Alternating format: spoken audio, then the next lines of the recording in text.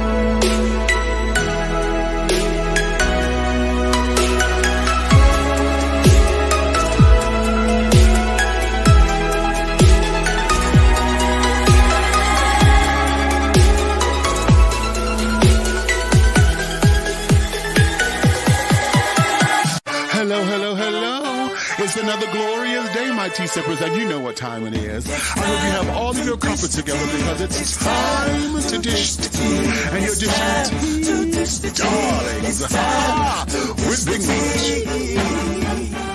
Can't wait. It's time to dish tea with Big Meat. It's time to dish tea with Big Meat. It's time to dish tea with Big Meat. It's time to dish tea with Big Meat. Darling. Hello.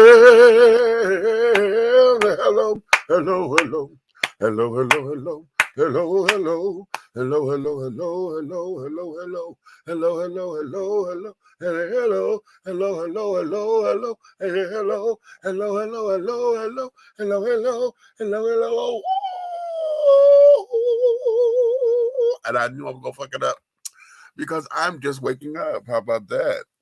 Woo! Okay. I knew I was going to tell all that up, honey, but I said, no, let me give it a one old grand old shot, right? And just shot me in the ass.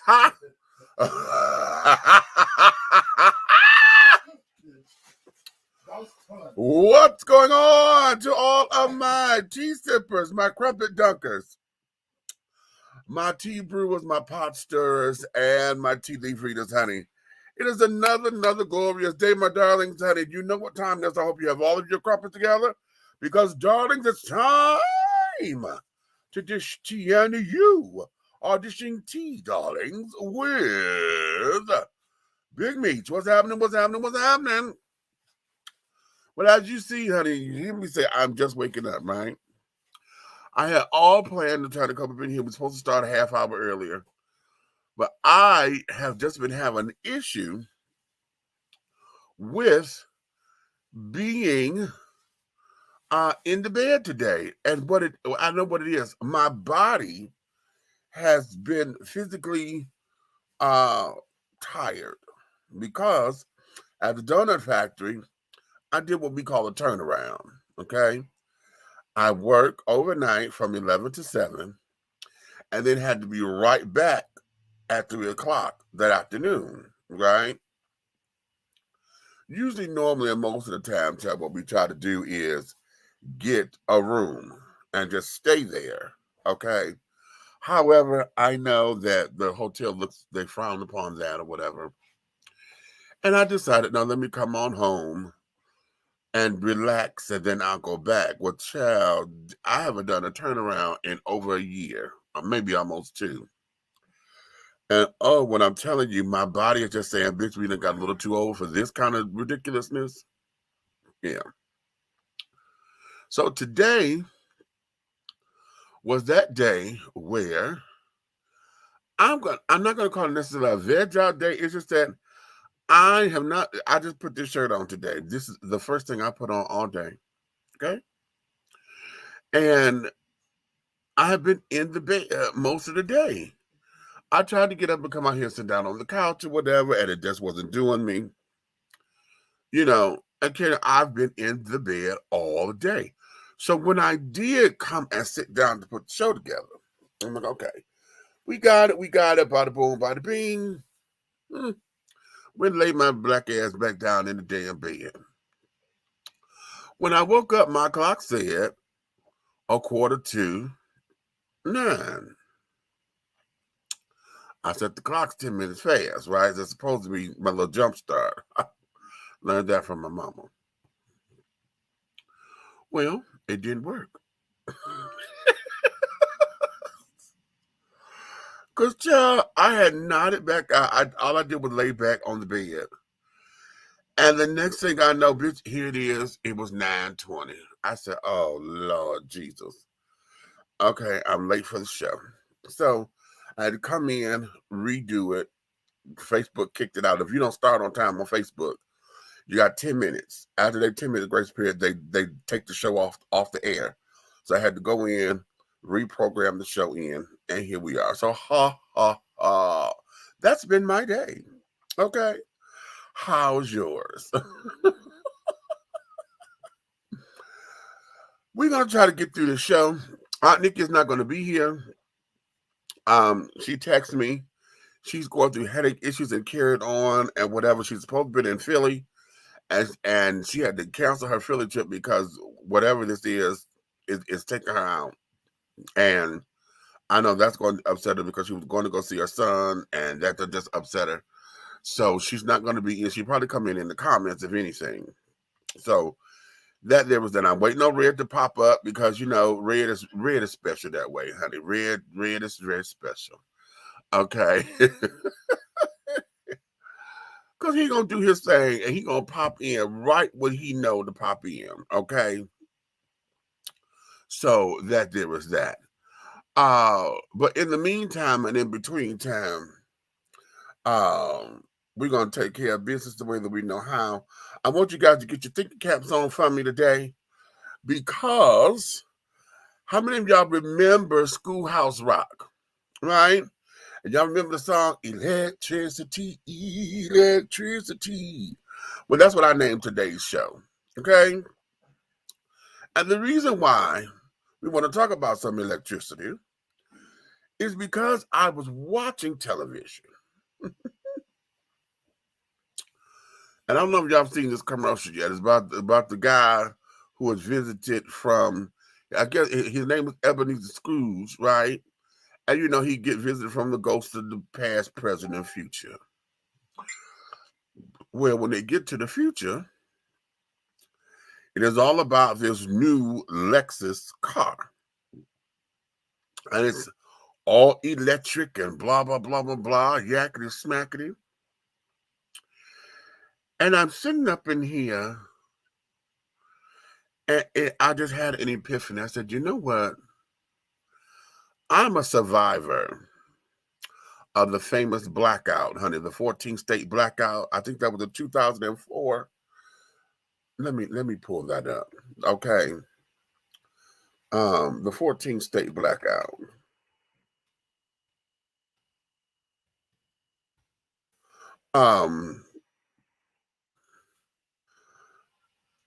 Yeah, I want to say that was when it was 2003, August 14th, 2003. Is that right?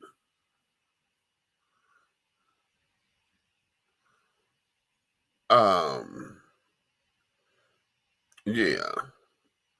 Okay, is that right? Because it was 14 states. Yes. Okay. Um, and I'm like, really? Wait a minute, that's not right. Hold on, that was another black. That was the one of Ohio. I'm trying to get the one that hit us from 14 states because they had sat down and hit the power grid. Okay. And I'm like, really? Okay. Was it absolutely ridiculous?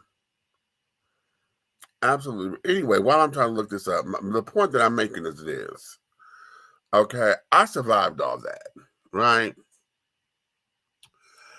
And we found out that it was a power grid. Okay. All these damn states are on this fucking same power grid. Okay.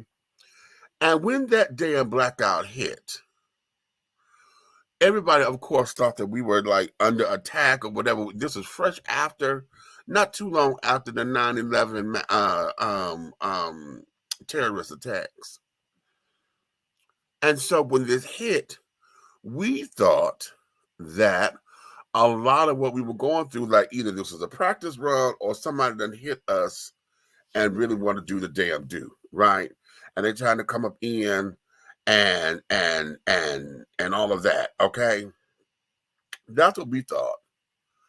However, that wasn't necessarily so. Okay. Oh, wait a minute. Somebody trying to call me. I done put the phone on mute.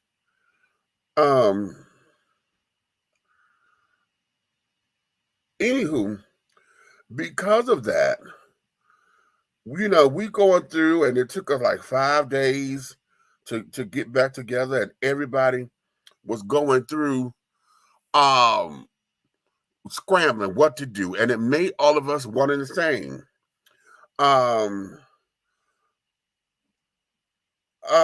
Because if you had money, you couldn't get to it. If you didn't have money, okay, so hell, there was the whole rich poor thing, because if you had money, I could do nothing with it. Okay, there was nothing I could do with it. Everything was shut down. If you had one of these fabulous old cars, child, the gas pumps wasn't working. So if you didn't have no gas, you was shit out of luck. Okay. At that time, we did. We had a little do-I-diddy, an escort wagon, and it was a full tank of gas. Okay, because whenever I drive, honey, half is empty. Okay, half is empty, and I always go and fill the tank up on half. Right. I had just done that. I was back at home with Mama for half a second because I was in transition, getting a new place, and it wasn't quite ready yet. So I went over there. I'm like, okay. So now folks were scrambling because you had all this food in the refrigerator. As a cookout every goddamn way. Everybody done fired up grills and this, that, and the other. We had everybody is taking shifts, watching the house, because there was no alarms or anything. Folks scared, folks trying to come break in your shit. So folks are literally sitting at the doors with shotguns and carrying on out, making sure that nobody came in your house. Okay. If you didn't have candles and carrying on, honey, you were SOL. Okay. You know how we were talking about having your emergency kit together a while ago back, which I'm going to have to revisit that. Are you ready for cases of emergencies? Okay. And that's going to be the picture here with these cars. How many of y'all love these little Teslas and carrying on? For those of y'all who got the hybrid cars. And you got the hybrid cars because they do both gas and electric, right? But some of y'all that went and got the Tesla and whatever else is similar to it. To where this bitch is all electric. You just go plug it in, right? Okay, look, you go. I mean, hell, folks are now making sure that they got car parks that are specifically electric car only slots. Okay. That's too much. How many of y'all got your houses all electrical and shit? At the top, at the flip of a switch. We got the ring light now. You could watch your phone, your house, through your phone because you got the ring light. Okay? Listen, you break it in my house, bitch, I'm calling the police. I'm looking right at you. See, we got all that, right? But what happens when the power go down? Huh? What happens when you lost that kind of control? What happens when there's a glitch in the system and the bitch don't want to listen to your voice anymore? Because we have everything that's voice activated now, right? It's voice activated. And carrying on. What happens when your voice changes because maybe you had a cancer surgery or something? You know what I'm saying? Or whatever this is, and your voice ends up changing. Does your voice recognizer, is it totally on you when you got a cold? Does it recognize your voice in those times when you have a cold and you don't sound, or the the sound waves are carrying on the wave file is not matching up to one? Does it recognize you then? Okay. What do we do in those instances? Now we sit up here preparing the whole entire world for everything to be fucking electric power. And we're trying to come out of coal and this, that, and the other. But we're trying to get everything to be electric power. Where is the fail-safe? Because plain and simple, what happens when acts of God come into play? Huh? It's storming and knock out the goddamn the damn power line. Okay, you got transistors that pop constantly because you either get pop from electrical storm, or maybe they're overrunning and carrying on. There's too much current going through it, and it pops the transistor so that everything is out. Okay, what about now? I'm talking about the blackout of 2003. What about the latest blackout that just happened down in Texas? What was that, 2018, 2019, 2020? Was that just real quick, real recently, where the goddamn senator took his family down to fucking Mexico to get out the shit? Talking about, oh, well, we have been planning that family trip forever. No, nigga. I ain't banning it. I don't care if you did. How convenient. Okay. It's too coincidental to be a coincidence. Okay. That your ass conveniently got up and was able to take your people elsewhere because you had the coin to do it, because your city, your state that you represent, okay, was out of power carrying on. So rather than face it with them and get into the trenches, your ass jumped ship. But y'all kept them in power, didn't you? I'm not going to go there. That's y'all's business, Texas. Okay? That's y'all's business. Okay? It was this year, 2021. Oh, okay. Thanks, Calvin. Okay. Okay, Lanier was making sure I knew, yeah, that the blackout I was talking, the 14 states, that was 2003. Okay. What'd you say, Leah? Hi, Meech. I'm not really feeling the all-electric cars too much. As you mentioned in the show description, it possesses a risk if the power goes out. Listen, I don't like getting stuck when I done ran out of gas somewhere. I had that happen to me one time, and fortunately, I was at home. I'm going to tell you, this particular day, and it wasn't my car. I was borrowing a girlfriend of mine's car, Miss Denise Eubanks. She done passed on. Hey, Denise, girl, the children. Okay, the peoples. That was a little line she said all the time. Denise, she had me come out to her place because she was a house mother, in a care facility, right? So she did with a lot of men, one of those particular kind of houses. And she was having a day that day. She didn't feel like bringing me home. So she said, listen, just take the car and come on back. I said, okay, cool. So I'm driving her car, and baby, when I tell you, every gas station kept flashing in my head, and I said, oh no, I'm gonna go home, I'm telling you, I didn't even realize it was that many gas stations between her house and mine.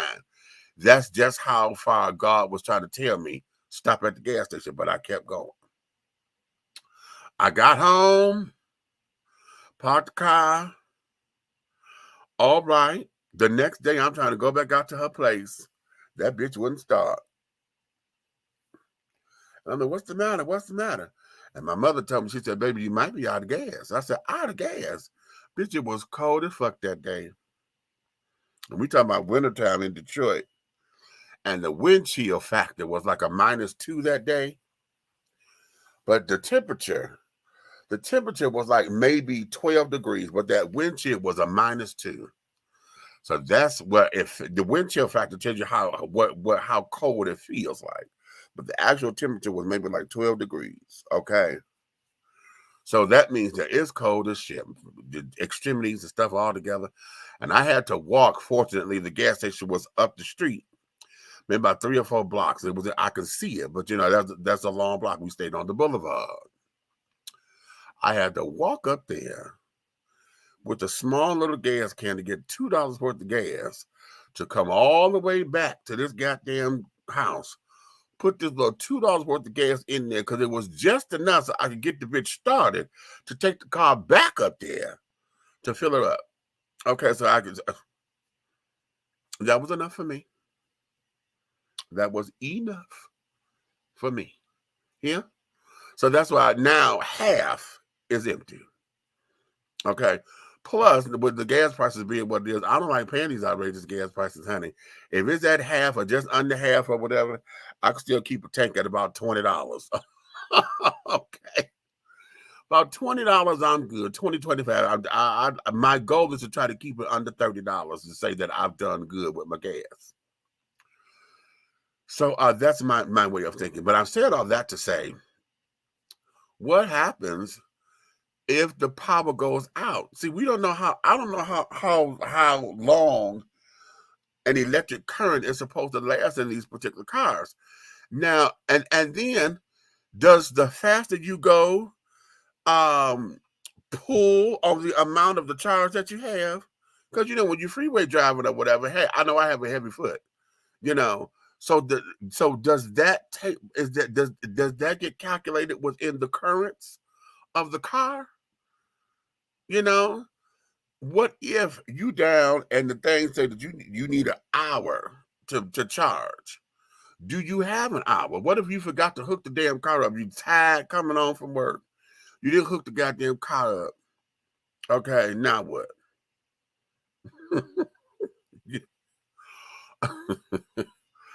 Those are some scenarios that I'm into.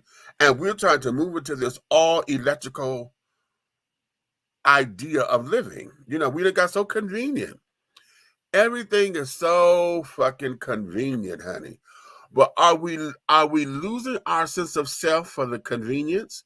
Are we at fault for allowing technology to make us lazy? You know, it's a brilliant idea, honey. Oh, everything, it saves time here, saves time there. You know, the microwave came along the same time, but honey, but what do you give up for that microwave, child? It saves time, but it sure don't save that damn texture, do it? Okay, you said we have rubbery bacon. You can't even reheat chicken in the damn microwave, child. Okay, you know, chicken's supposed to be crispy. Fried chicken, at least, is supposed to be nice and crispy and carrying on. Bitch, you put that in the microwave, that skin has come out all soggy. Mm-hmm. Okay. Rubber, if you do it like I do, because I take the skin off my chicken when I fry it, child, if you don't take the skin off, the skin is rubber. You can chew it, but it doesn't digest. You can't. It's rubbery. But it's hot. Oh, it's for the eat the fuck up. Got to get special plates because they need a microwave plate. Otherwise, it's tearing up all your dishes. So we paying for convenience. Okay. We paying for convenience, right? Supposedly. But so now what we gonna do? Okay. Now, okay, right. You said next stop, solar panels. But I'm looking at that because see, one of the things about solar panels that I'm in for is this. Solar panels are just that. It's all solar power. The light, the natural light that we have, honey, is enough to power some shit. to where in the daytime, like those solar lights that you see on the outside of people's homes, child, they recharge themselves at the light of day. They recharge themselves. How? Because the sun and all of our solar energy, our natural energy resources, it's just like us when we go to sleep. That there is what this is. You know, people are not supposed to be up at night. Okay, so everybody who works third shift, we going against the laws of nature. Okay, human beings are not nocturnal like that. Okay, now I don't care how you said you can sit there and say, oh, but you know, oh, I'm not a day person and blah blah blah blah blah. That's fine. You can say that all you want to, but our bodies are designed to where we're not as nocturnal as that. Okay, we have to, you know, we adjusted the light and carry on. Moonlight, it desensitizes us and mellows us out. Sunlight is where we get the burst of energy and carry on, which is why we're not as nocturnal like that. Okay, yeah, we get energized, but the energy is low and carried on. I mean, haven't you look at how clubs do? Why do you think that clubs have low light? Huh? When you're going out to the nightclubs and carrying on, that's why they have a low light. It's not just to hide your goddamn flaws in your makeup, bitch. And just to blind you so you can see that this fool is not as attractive as you thought they were. That includes me, honey. You know, every time there's my moments where I think I'm cute. But y'all know I'm the buddy nose boy. Just when I think I'm finna get to be cute and carrying on, this motherfucker honker wanna run like hell. Okay. Like it's doing now. Okay, we trying to get all of them on cute little boy. Baby, bitch, think I'm gonna get my Mac on. And it just so happens, honey, I go like this, child, and bitch just as wet as shit. I'm like, oh, you motherfucker. And it runs so much that there's moments I don't know my nose is running. So I said all that to say, low light, honey, is to keep you in that mellow mood. What gives us that energy and carried on is when we hear the music. The music is what fuels us, and then everything around you gets to take it on and absorb that energy, and they mirror it back out. So this is why folks get, and then of course, those who are into the drugs and alcohol and the get high party people, that there is what substitutes this highs and lows of this energy. Okay, so now you need something to get your inhibitions together, blah, blah, blah, blah, blah. Okay, so you can be lit and things. But that's one of the reasons why clubs have a low light density. Okay, it's to keep you in that particular space. It's supposed to keep you mellow out. Okay, we say create the ambiance. How many of y'all know that when y'all go to dinner and it's late? Okay, when it's real late and carried on or whatever, why do you think that you know the candlelight dinner is so romantic? Okay, because darling, we're not as nocturnal. That keeps us in our warm spots. It keeps us to where we want to, you know, cuddle, perhaps, you know, get close, look into each other's eyes and gaze and all of that. See, that there keeps us into that frequency right there. Oh, the ambiance is wonderful. Yes, it is, honey. But it's to keep you mellow. Also to keep you drama free, because if you're mellow and in that particular state, you don't have a lot of drama going on in the clubs. You know what I mean? Or in the restaurant. Okay, in case somebody coming through and y'all cheating and shit. Okay. Let me go to the comments, honey. Y'all are commenting and things. I want to see what's going on. I want to see what's going on. What we got over in here? Love you, big cuz. Love you back, little baby. I meant to see you when I was there, but you know I was dealing with my mom's funeral and things, so I didn't get a chance to see you. What's up? Okay, what up, though? Okay. Let's see. What we said, that wind chill will get you every time. Listen, that wind chill factor ain't no motherfucking joke. Ain't no joke, honey. Now, you ain't lived until your temperature was a -2, and the wind chill was -50. Bitch, I was standing at the bus stop one day. Okay, you have not lived until you had to sit down there and keep your toes wriggling and rippling and things, trying to keep it from that cold from setting in. And then you're standing at the bus stop for this bus. It was the Chicago-Davidson bus line, God damn it. I'm sitting there waiting on this bitch, and that bitch up there and did like this. She threw her thumbs back at me to say, get on the bus behind her. And that bitch didn't show up for an hour. Ha! You ain't lived, honey, until you've been in the cold like that. That's when you know you from somewhere cold. Bitch, I was dying. Hell, boogers freezing and shit on your face. Tears rolled down your face and froze right there, honey. Couldn't even go nowhere. The tears were freezing on my face. I'm not feeling the electric cars. It's the way out for people to take responsibility with the cars now.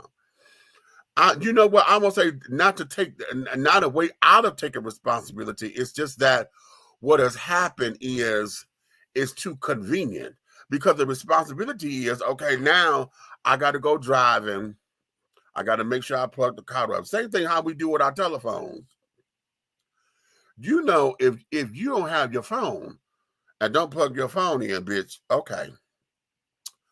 Knowing you've been here all day, okay, all day, and you forgot to put that damn phone on the charger. It's down to like the last 15%. And now your bitch ass want to leave. I'm talking to myself because I do this quite often. Forget to put the damn phone on the charger. And then trying to mad because now the charger that I found is the slow charger. And you know, told yourself, well, I'm going to leave, honey, when I put some juice on the phone. So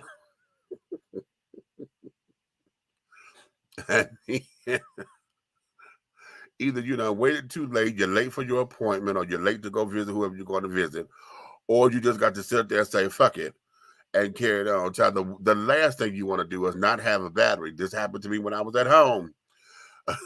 When I went home just recently to go take care of my mother,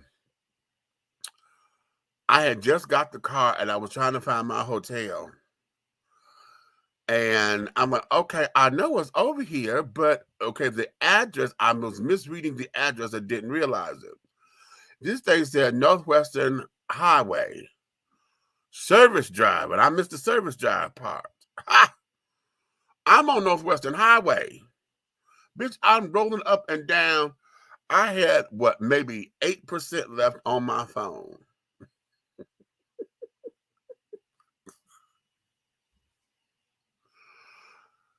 Realized I did not have a charger in my purse. Okay? So now I got to stop at the gas station to try to get a charger. Okay? By this time, I had got down to 5% and didn't realize that it was dwindling, because, you know, when you on those low percentages, you can't Google and you can't Facebook. And folks were tinging and trying to tell me something. I'm like, no, I can't answer that because it's sucking up the battery. Well, bitch, by the time I got the charger, the phone had died. So now I'm trying to hook the charger into the phone. I mean, into the car. And y'all know the car chargers are slow as fuck. But this damn phone had got so dead to where, you know, it takes you about 5 minutes before you get 1% when it's completely dead. So now I'm sitting around here trying to get to my hotel room because I'm tired. They just got a ticket from the goddamn police officers because I was speeding, but wasn't trying to. Which incidentally, I got to mark that because they just sent me my court date, and it's a Zoom date, so I can make sure I get out that damn ticket. Because that's almost a $200 ticket. So I'm sitting up here, and I was remembering what the directions had said, and then I did a little turn that I remembered it said do because I had missed it the first time, right? I said, okay, let me turn here. And when I turned there, that's what I remember seeing, Northwestern Highway Service Drive. So Spirit said, turn right here. And I said, okay. And I turned, and that's when I ran into my hotel. Phone still ain't charged now, mind you. Ain't got no juice on the phone. I'm sitting up here trying to go through my semi-photographic memory and remember what the hell the directions say. Now, we do all that for a fucking phone. Now, could you imagine what that is for a car? Or any other thing, because we're going all electric? How many of y'all got cable, or better yet, you have the satellite dishes and carrying on? Okay, that's supposed to be new and improved. Because y'all remember, well, for those of y'all who are pre-1980s and you were teenagers or preteens in the 80s, and everybody was getting them damn satellites and things, and we still had rabbit ears for antennas, and those who had antennas that you put up on the roof and shit. Remember them? And then we started getting these damn satellite dishes that had the big antenna nose that came out of it, right? Remember how every time the goddamn it was thunderstorm, that bitch would always scramble a signal?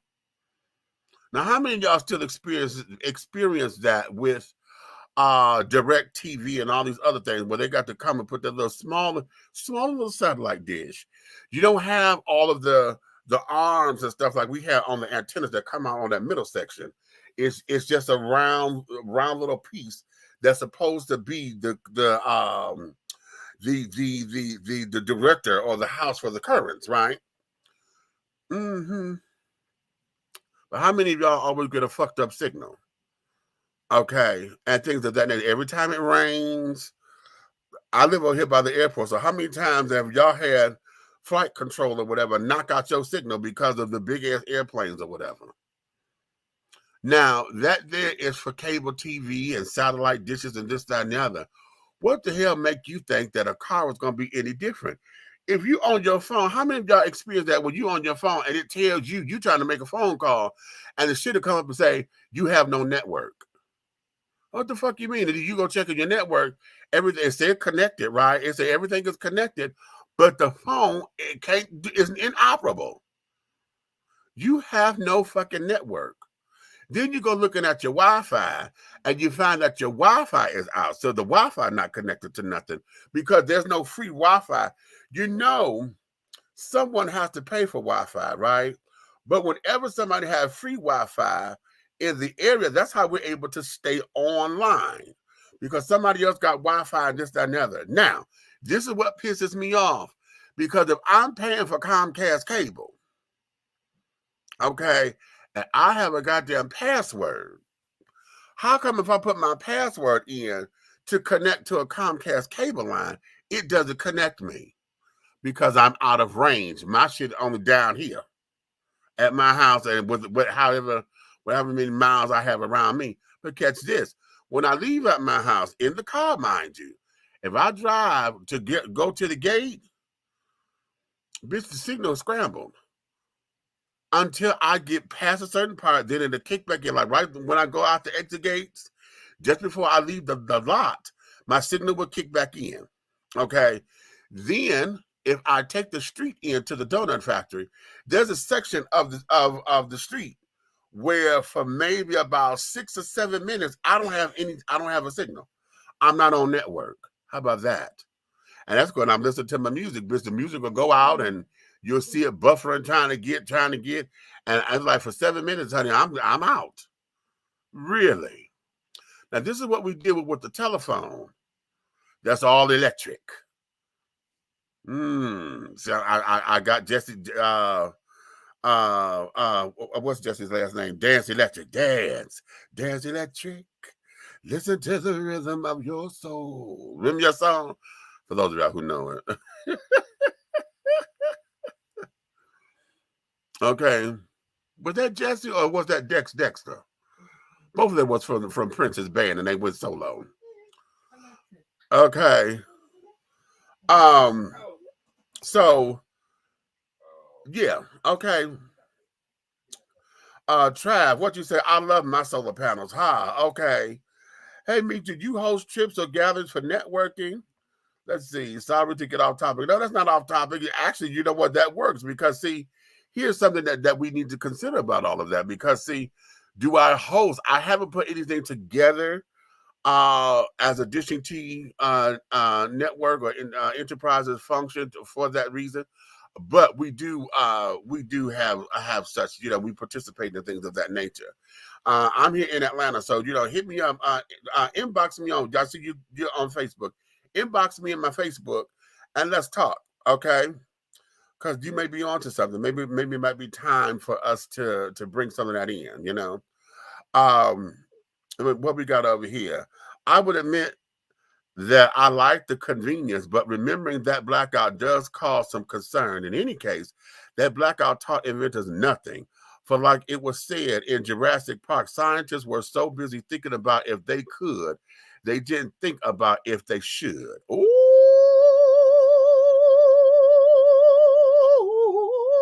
Ah. Right there. Right there. Now that's real good, Lanier. That's real good. That's real good. Brother Hope, hey, how are you? All is moving and grooving, honey, slowly but surely. Okay, I'm numb. I'm shocked. I'm still in that numb shock stage of all of this, but I'm functional. So we moving, okay? What we got here? Hey, Road, what's going on, baby? How are you? Okay. The freaks come out at night is how I grew up.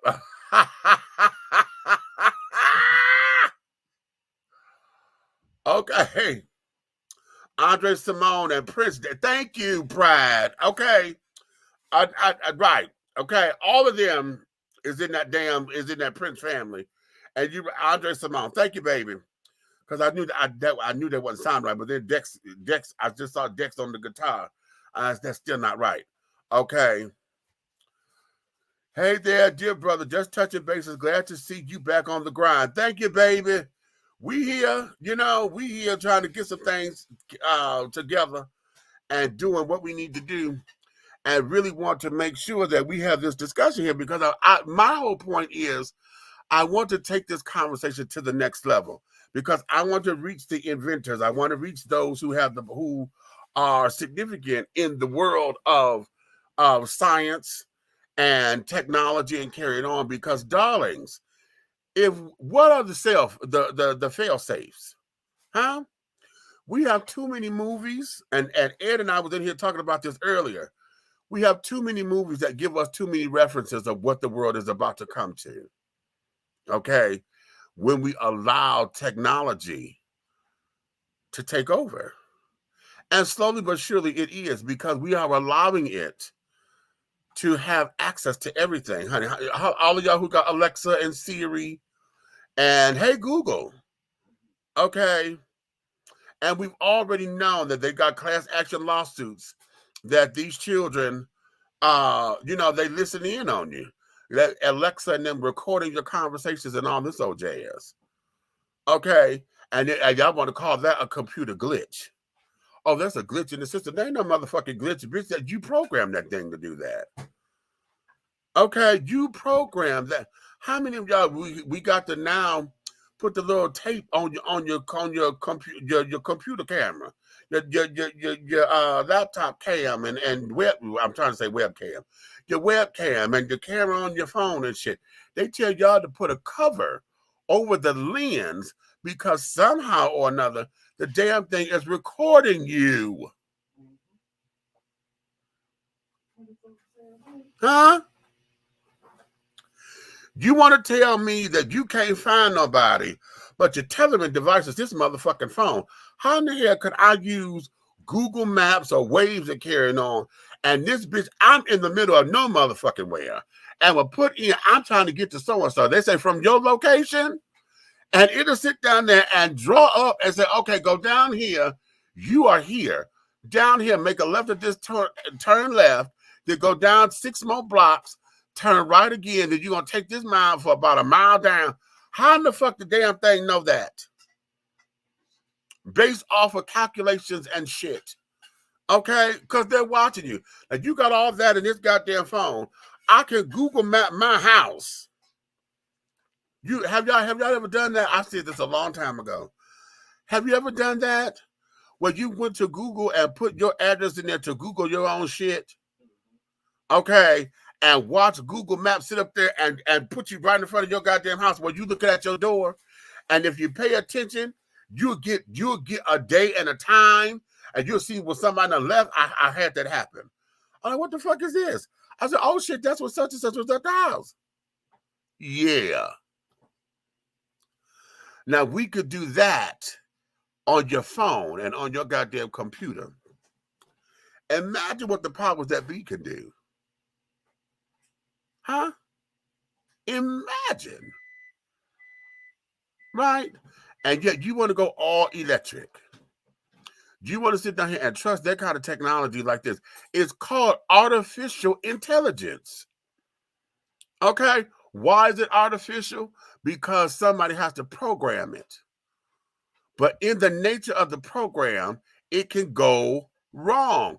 See, how many of y'all have your little flash drives and your external hard drives, right? Y'all know before you disconnect it from the computer, you got to go down there and safely do it, right? If you don't safely disconnect, what happens? It says that the damn file becomes corrupt. So if the file is corrupt, that means what? You can't read it and there's a malfunction. Now with flash drives or whatever, you can't read that motherfucker. But what happens when a whole computer system becomes corrupt? It goes right there and then bam, it goes corrupt. Then what? If it tries to press past that, everything is out of whack, ain't it? So y'all want these damn Alexas and carrying on to tell you how to do this. Y'all to program your alarms and shit to Alexa, to this, that, and the other. I can't think of the name of the movie where the girl had the fantastic car. She had the fantastic car, honey. It was all computed and this, that, and the other, timed and sensitive. And she left the baby in the car. And as she locked her keys in the car. And the baby in there suffocating, just dying. She can't get in this car to save her own ass. Okay, let alone the baby. Okay, because everything she did, it had a failsafe to counteract what she was trying to do to break in the car. Out in the desert somewhere, the bitch done cut off. She in the desert, blazing sun, 160-degree heat. Okay, baby in the car cooking. Okay, that's in the movie. Y'all know my Bible for technology and the government, honey, is enemy of the state. Y'all know that's my Bible. That's my Bible with how I believe the government works when it comes down to technology and carried on, because it was listening to that movie and going through all of that I started to pay attention. That was right about the time that I found out about Google, and you could Google map your damn self, child. And I was like, what the fuck is this? So if any of y'all remember your geography classes when you had to learn longitudes and latitudes, okay, and if you really if you was trying to pinpoint, remember how you had to do that on the maps? Some of y'all may not know how to do all that because I don't think that they still teach this, but we had to learn how to look at a map or a globe and try to pinpoint where a city was. And it would tell you had to go such degrees longitude and such degrees latitude. And once at that intersection was where the cities were supposed to line up. Okay. And so then you had to sit down and then you had to do it the reverse. You had the city, and then you had to go look it up and where it was on the map line on all of that. And that there is how flight plans are made. Flights are that's how they're able to get somewhere. They go up so many knots or whatever, and they go to this longitude and this latitude in order to time out how long it's going to get, how they take to get to these places. Okay. So saying all that, when we have that kind of mathematician up in here to calculate this and to calculate that, what's the movie Hidden Figures? All of that was math, to where we had three black women were responsible for getting the rocket onto the moon. 3. And it took us how long to figure that out, for them to teach that particular lesson? All of it was mathematics. All of it was science. And that's how far back we go as far as them fucking with this, trying to make some shit happen. Now you talking about turning this into an all-electric community? An all-electric community. Huh? Y'all watched Total Recall, the original, with Arnold Schwarzenegger. Y'all remember that? And everything was electric and carried on. Hell, if you raised your voice wrong at the damn agent, okay, it detected a tone in your voice or whatever, and a shift, and this, that, and the other. Oh, we handle aggression, and then all of a sudden they had guns and shit pointed at you. Okay, bitch, you getting too hostile. Okay, what was that? The fifth element. It was the Fifth Element. Remember the Fifth Element?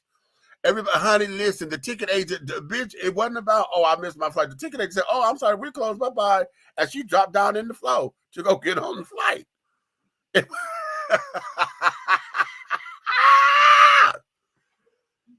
Y'all want all this to be electric? Huh? All numbers, the Matrix taught us that, didn't it? Tapping into the Matrix, honey. What you want, the red pill or the blue pill, baby? Because you go get, and that's what we're becoming. Everything is zeros and ones, zeros and ones, zeros and ones. Everything is becoming that. And yet we still got folks who still don't like math. Ha! You still say, oh, I'm horrible at math. I'm horrible. Okay. But y'all don't want to, Don't leave me now. No, don't leave me now, children. Don't leave me now. Don't leave me. Okay. Let me go back to the comments.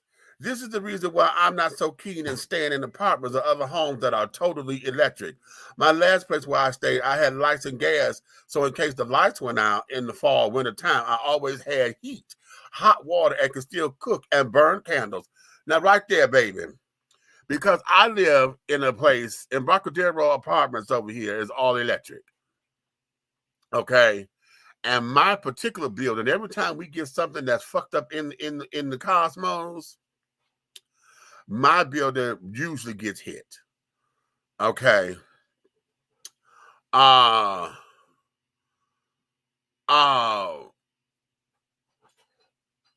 it's disheartening because I can't cook. You know, you got maybe about 12 hours with the refrigerator. If the power gets cut off, as long as you don't keep opening and closing that damn thing, everything can sit. Okay, you got about a good 12 hours. Okay, with your bigger freezers, because it is a freezer, you may have a little bit longer with your freezer. Okay, because that stuff is already frozen. And so it takes it a minute before it unthaws. So you can actually salvage the shit in the freezer if it's not unthawed. Okay. Once it's unthawed, you cannot refreeze it. Okay, how many of y'all knew that? Okay, my cooks out there, I need for y'all to teach these folks that once something has been unthawed, you cannot refreeze it. Now, if it was never frozen, you could put it in the freezer, as long as it's still good. Okay, let me stress that. Long as it's still good, because you can't take no spoiled meat and think you're going to save it, honey. No. It's just going to be a frozen, spoiled mess. Okay. But if it was never frozen, okay, you can put it in the freezer, okay, and to save it. But once it's been in the freezer and it has unthawed because it got down to room temperature and carrying on, you cannot refreeze it. Why? Because bacteria starts to set in. Y'all don't know that. Well, we don't like to hear that. But when you let folks' food sit out at room temperature, bacteria start to set. Now, that's not to say that it's going to just take over and just fuck up your shit. But if you try to refreeze it, then it can make you sick. Okay, which is why, you know, you're not supposed to let food sit out overnight, which I'm horrible at. Okay, but there's certain things like I look at the time, how long ago I cooked it. It got a little piece of a minute, you know, that kind of shit, because I have a refrigerator that's overstuffed, you know, and I overcook because I don't know how to cook for one person. Okay. And carrying on. This was chapter or two. I don't know how to cook because I told you this before, it just don't look right to me. It don't look right. So I end up overcooking and then I don't eat like I used to, you know, so then we just have a wasted mess. Okay. Nick said, well, when you read about freaks come out, Mook said, and in the morning too.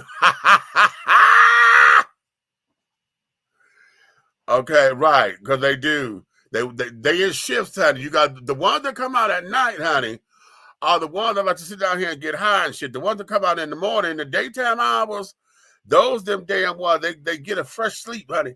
Those the fresh revived freaks, honey. They come out, honey, because they done got a good night's sleep and things, and oh, they done got showered and this, that, and the other, and they coming out to wreak hell, honey. They coming out to wreak some shit, honey. Those, yeah, baby,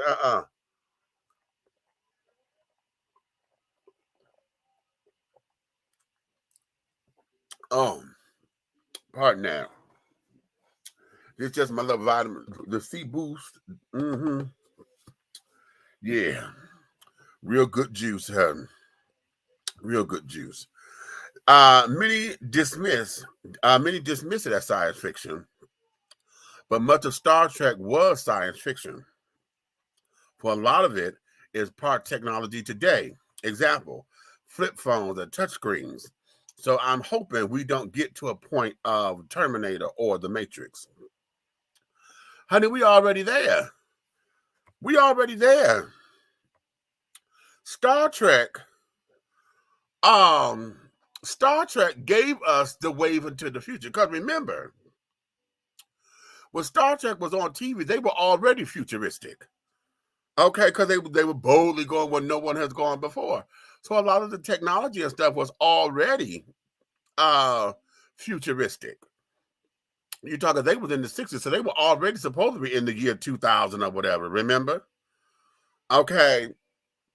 So, yeah, flip phones and carrying on. Computer, you know, I love Uhura. Computer. Okay. And tapping in coordinates and, you know, having all these little touchscreen shit to carry on. Okay. On screen. Okay. Now we got on star. You can talk to the bitch on star and carry on. Now, for those who are hearing impaired and lazy or don't want to type or whatever, you could talk to the computer and have it do what it do. We just told you about Miss Siri. Hey Siri, what does so say? Well, if you look back, such and so blah blah. Siri talks back. Okay, so we're already there. I've always said that we become the Jetsons, because remember the Jetsons became the cartoon version. Remember Rosie, the robot maid. Well, now we got the little vacuum cleaner, the little Zumba thing. Okay. And you know, have y'all watched the science fairs and stuff? The kids be making these little robots and all this, that, and the other. Remember the movies, the little TV show called Small Wonder, and the scientists created the little electronic daughter. She was a robot daughter, kid that she just absolutely fell in love with. Okay. We see so many times to where people are trying to get technology to understand emotion, human emotion, and carrying on. How about what's my show with who's Johnny's number 5, Johnny number 5? What a Short Circuit, when that robot, honey, became alive. Okay, and they were sitting up there trying to save the robot because it understood feelings, and the robot started laughing because he got the joke and this, that, and the other. Okay, when all the other little things, they were just scrapping parts and scrapping and scrapping. Okay, we have allowed for us and our scientific minds to get into a place because the question becomes, why is it that we want that? I get tired of going into supermarkets and carrying on, and you're taking away jobs because we want to be self-serviced. All these damn self-scanning shit and carrying on. I didn't pay for this. I know. No, you're not open for me to come in here and bag my own shit like this and do my own checkout. Okay, I come in here so that y'all can do that. We have bag boys, we have cashiers. Okay, now you got to scan it and then put it in the thing. Now, how do you know if I didn't put this damn thing down there? Because now they got the weight and the shift of it. Oh, you didn't put that over here. How do you know that? Okay, It senses the numbers and carrying on. Child, too much. And this here is supposedly us trying to be efficient, trying to do things, and you trying to beat the scammers or trying to beat those who trying to get over on the system. And I get all that. The pluses of this is wonderful for what you say you want to do it for. But it's the minuses, honey, the cons of this damn thing that we have not considered. So now, where do we go from here? Where do we go from here? Because those of y'all who got your houses and shit on lockdown and things and this, that, and that, that's cute. But what happens when that bitch don't let you in? What happens when, God help us, if you get to the point to where you done rigged your shotgun and shit to where an intruder come in, and because they done got in the house, you done programmed the damn thing to shoot the motherfucker. Because y'all know the law says, honey, you can't chase them. Once they leave the house, you can't shoot them out there because you become liable. But as long as they inside your house, you could defend your property. So what if we the technology sit there and say to shoot this motherfucker? Okay. And you become the motherfucker. Huh? We have what's my movie with Sandra Bullock? The Net. When they sat down there and erased her entire identity. Sit there, come and just erase her entire identity and gave it to somebody else and switched out identities. Huh? But y'all want everything to be electric. Really. That's one thing I don't like about banking, because it was with that movie. I was like, wait a minute. We got all these damn banks. Oh, it's internet banking. Oh, it's so, yeah, but I don't have nobody where I can physically go into this fucking store or into this bank and bitch at somebody, cuss somebody out. Where the fuck is my goddamn money? I get tired of the fact that we can't even talk to people on the phone. You got to go through all these damn computers before you get to a person. Okay, and then I'm going to tell you what burns me up the most about that is you done said your goddamn account number 16 goddamn times for the human to get on the motherfucking phone and then, could you verify your account, please? Bitch, if you're looking at the screen and this goddamn computer that gave me all the way over to here, you better know what the fuck who I am, goddamn it. Y'all they're talking about these calls are recorded for training purposes. You done heard me say this umpteen times, and I saw that the computer now got me through this shit. Why do I got to keep doing this? And then what? Now here's the question I've always asked banks, and I don't get a response.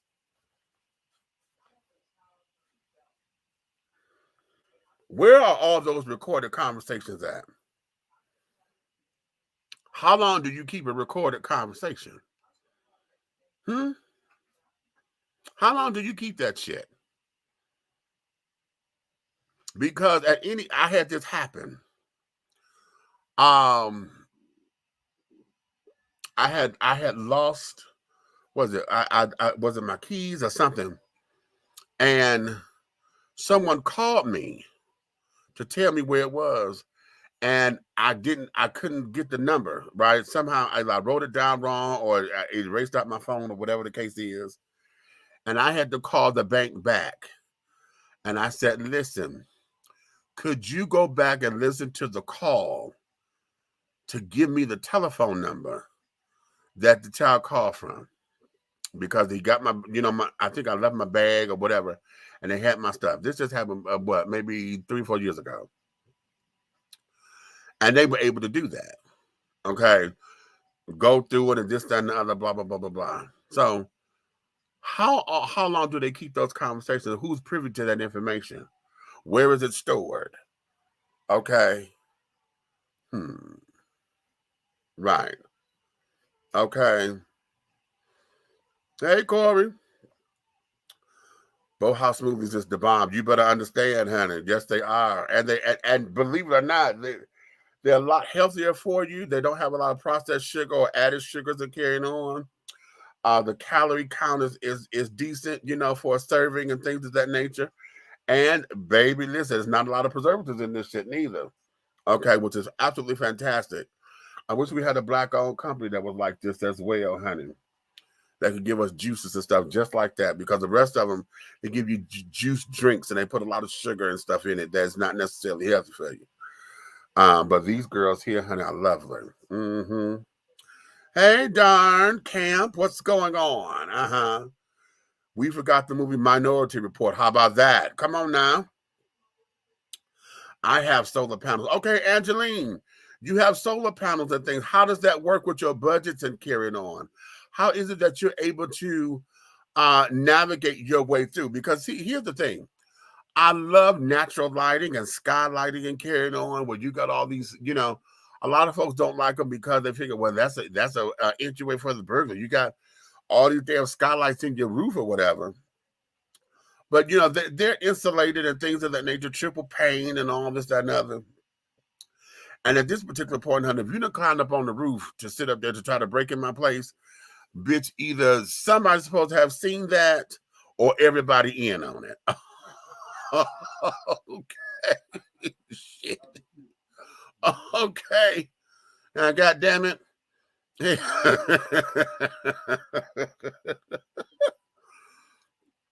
So skylighting and carried on, it gives you a natural ambiance. When the sun comes up and things, it lights up the whole house. You got wonderful heat from the sun and this, that, and the other.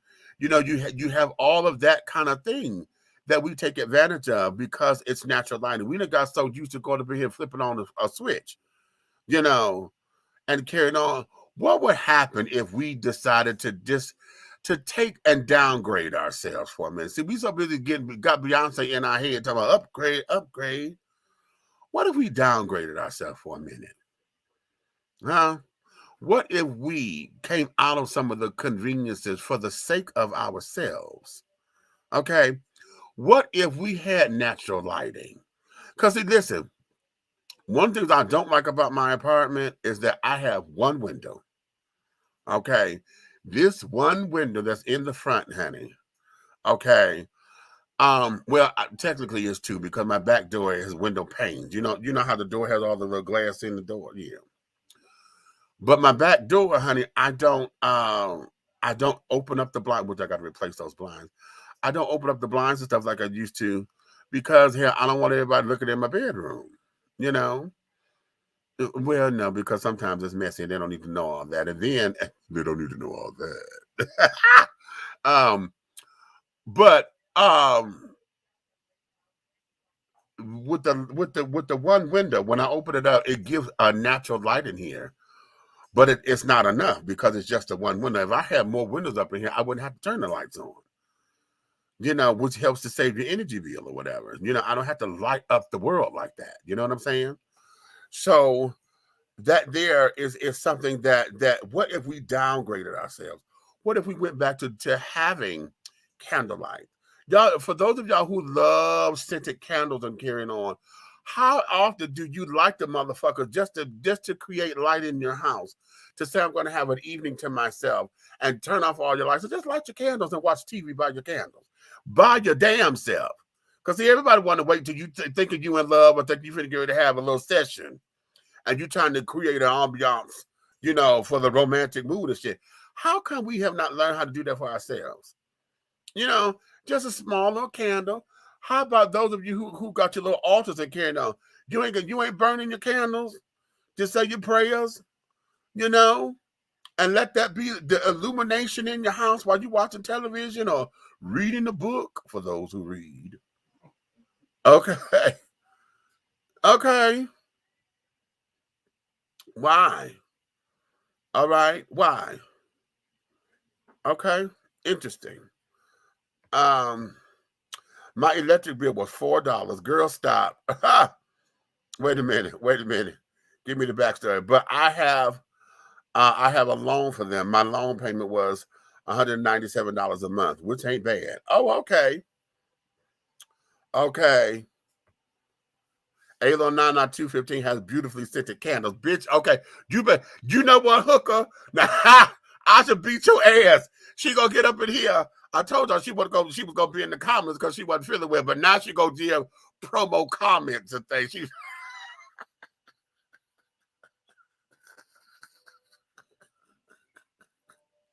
You better advertise, hooker. You better advertise. Okay.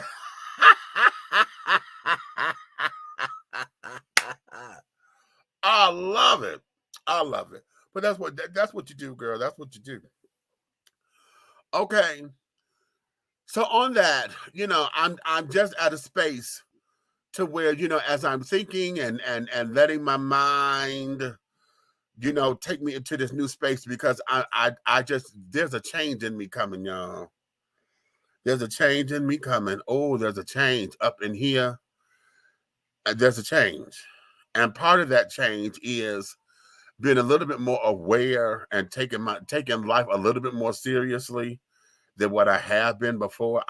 And I think what it is, oh God, I think I'm gonna say this out loud. And I think I became one of the people who was taking it for granted that my mother was not going to leave here anytime soon. I'm sitting here saying, our family has a long, we have longevity. We got members of our family who lived to see 108 years old and this, that, and other. And I had attributed my mother being one of those people. So, for her to have reached her 70s, and then she got older siblings who were in their 80s and kind of, I'm like, oh, mama gonna be fine. Okay. And she only made it to 71. So now I'm on this quest, because this change up in me is like, no, we have to move forward. And what we have to do is get a little bit more serious about some things, and now I have what I thought I was doing to say, okay, we have a legacy, because I have nieces and nephews, and all of my children. I have a lot of adopted children, that are up under my wing. Some call me mama, some call me daddy. I have a number of adopted children from my house of divinity. And what is it that I want the world to be? Hell, my nieces and nephews are our parents now. You know what I'm saying? So in order for them to bask in this particular world, honey, I'm looking at my grand nieces and nephews. Okay, what the world will look like for them 20 years from now, when they are 20 years old or in their 20s. Okay, what will this world look like? And y'all want to talk about all electric cars. Y'all want to talk about a house and shit that's voice activated. Okay. For somebody now to want to sit down here, and we could do it now. We could take a sound bite of your voice. How many of y'all know that? Did y'all ever notice that you have these little companies call you, and sometimes is this Dimitri? Yes, it is. They'll record that snapshot or that soundbite, rather, snapshot. They'll take that soundbite and then duplicate that to where they can sit down there and use you as a voice recognition somewhere.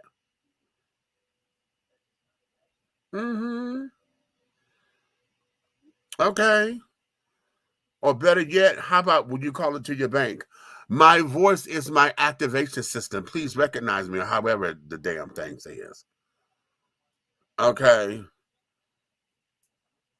Have you noticed that? Huh? My voice is my passcode. Please recognize me. Right. Okay, so now, of course, they line up the sound waves, right? To make sure it matches. All your inflections and carrying on got to match or be similar to know that it's you, right? Where is that data stored? Because everybody called randomly, right? Everybody calls randomly, or do we? Because how many of y'all call in, and because of your telephone number, see, now that we got call waiting and call recognition and all that kind of jazz, which y'all know, three-way calling that was created by a Black woman. That's another thing. But now that we have that technology, honey, how many of y'all, with the computer come up and tell you, okay, I see that you're calling from. If this is not your number, press 2.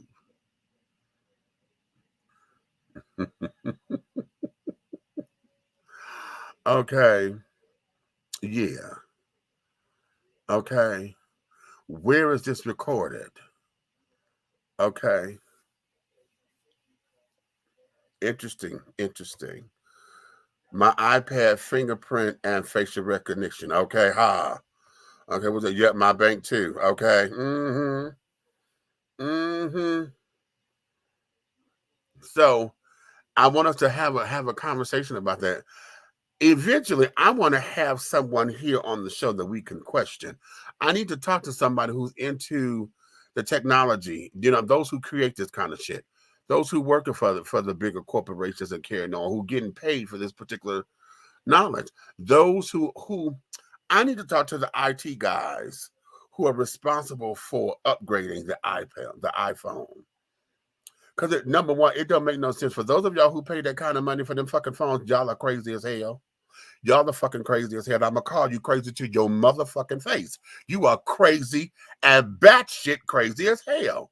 To spend $900, $1,000 on a goddamn phone, and only thing that you got improved on that bitch is the camera. I'll wait. Oh, wait a minute. I pissed somebody off.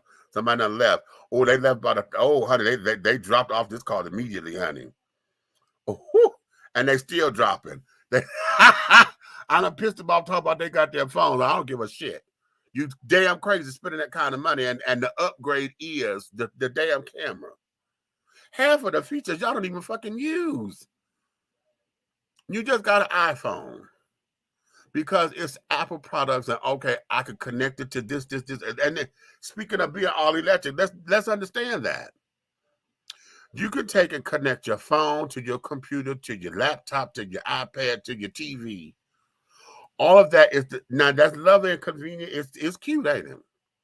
It's real cute. But you done gave all of that, all those separate interests into your shit. If everything has a camera on it, your laptop, your phone, your television is a camera, honey. I used to say that. I asked that to my mother a long time ago. When TV used to go off, and then went boop, and it went down to that little light bulb, and that little light until it went out, and the screen was just black. I used to always ask my mama. I said, "Mama, if we can see them, can they see us? Because what's that little dot, that little light? And it takes so long before it goes out. And can they see in the dark? Because if the TV is off, just like with our computers and our cameras are carrying on, if your phone and your computer is off, how in the hell is the camera still activated to where it can still record you? Huh? How is that? I guess it's like a hot plate, right? Y'all know if y'all leave a hot plate plugged into the wall, it doesn't cut off. I don't care how off you got it. The current from the electricity still heats that goddamn hot plate, and it's not off, which is why a lot of people end up having fires, because they think that the hot plate is off and something done fell on it and caught fire and then teared shit up. I learned that when I lived in New York and New Jersey, because we couldn't cook in our place, but we could have we could have a microwave. We weren't supposed to have a hot plate, but we had one anyway. Okay. And I said we because I was in my room and my girlfriend Sonia was in another unit because it was a single room occupancy. And so because we knew each other, we would come down and we would take turns cooking, and we had a hot plate. But what would happen is we had to unplug the hot plate from the wall when we were done, because there was a couple of times where I didn't unplug it and I had rolled my hands over it. That bitch was still hot and active. So are we saying that everything that we still get current and shit and everything else? We have to, and I'm gonna tell you why. Because how many of y'all, if you got your curling irons and shit plugged up into the wall, whether it's on or not, that bitch being plugged up, honey, if you drop that in some water, it could cause an electrical burst, right? You could electrocute the shit out of somebody. Okay. Y'all watched what's my movie? What's my movie that I'm in with the Tyler Perry movie that I'm in? I could do bad all by myself. Y'all watch that? With Taraji about to electrocute the shit out that motherfucker in the tub. And what was it? Was it what she plugged the toaster in, or was it the curling iron or whatever it was? Huh? The CD player. Uh-huh. So the current is still moving. The current. Which is why that you have to, when you got babies in the house, you got to put, the protectors in the wall so they don't go put no forks or nothing in the walls and shit. Because the current is still active. We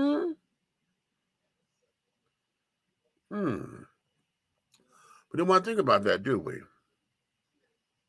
Why? We don't want to think about what the outcome of that means or what it could. We don't want to think about that, do we? But see, those are the kind of conversations we need to have. And for those of y'all who look at playing the what if game, see, this is where those of y'all who are conspiracy theorists, this is where it needs to kick in so that you can kind of protect yourself a little bit. You know what I'm saying?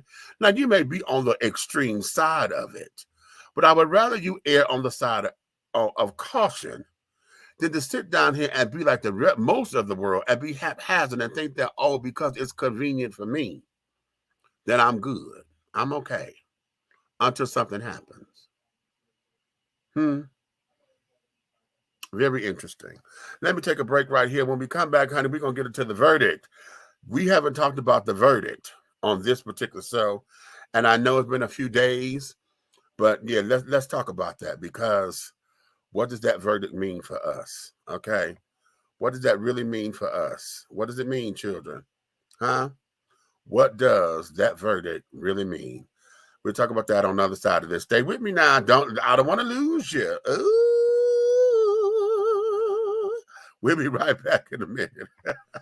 Angelo Ellerby, the Henry Higgins of hip-hop, is the founder, president, and CEO of Double Exposure Media Relations. Double Exposure Media Relations is a full-service public relations, marketing, and artist development firm specializing in publicity, photography, artist promotion and artist development, makeup artistry, event production, and EPK development. Celebrating over 45 years in the industry, Angelo believes that a culture that does not take care of nor respect its artists is a culture that leaves nothing behind to appreciate. Let Angelo help you make dollars and cents of the entertainment industry. Contact Double Exposure Media Relations at 201-224-6570. That's 201-224-6570. Be bold. Be unique. Be the T. With a unique body oil fragrance from the Sensuality Fragrance Collection.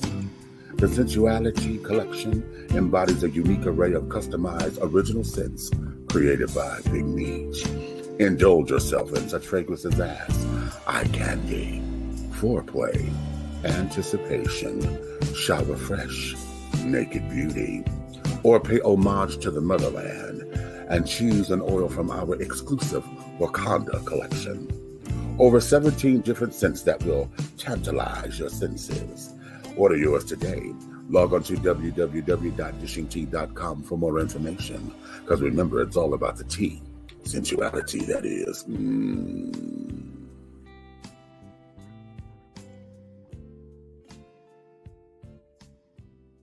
Have you tried Big Rob popcorn? It's a wonderful anytime snack that everyone will love. Available in 3 flavors. Grown and Sexy, which is the perfect mix of cheddar, cheese, and caramel. Sugar Shack, a fruitful flavored mix of watermelon and apple. So delicious and good.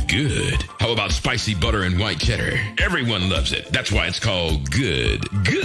All Big Rob snacks are manufactured in an FDA-approved facility and flash sealed for freshness, safety, and worldwide delivery. To order, call or text 937-367-8650. That's 937-367-8650. Or contact Big Rob via Instagram at HeyBigRob. As the holidays approach, take advantage of the holiday special. Purchase more than 2 bags and receive a free CD. Call or text 937-367-8650 to place your order now. Big Rob Popcorn, the perfect snack that you will love. It's so delicious. Attention all business owners. Use your advertising dollars here. Looking to reach a more diverse audience for your products and or services? Well, this is the platform for you. Dishing Tea Entertainment welcomes all businesses who wish to expand their brands and looking for clientele that's more than grown and sexy, but also the seasoned and sophisticated. For more information on how this spot can be yours, contact Big Meat at 404-914-5610 or go to our website at www.dishingtea.com.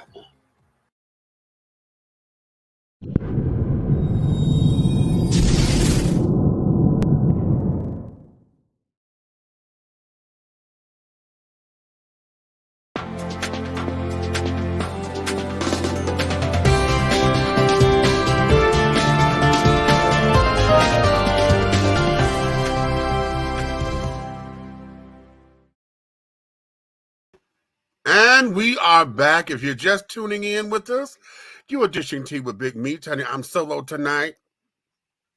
My co-host, honey, have other engagements and carrying on. Aunt Nikki is not feeling well and things, and she can't be up under the lights and carrying on right now of the camp. You know, we got lights and carrying on, and it's fucking with her head. Hell, Big Red, honey, is taking family time. He just got back in from Chicago. I just need to have some time with his family. He may decide to kick in later, but he may be too late.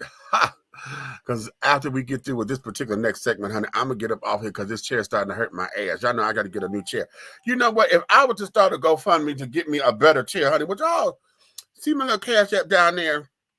I got to get a chair. This damn chair, like $200, $250. I got to get this goddamn chair.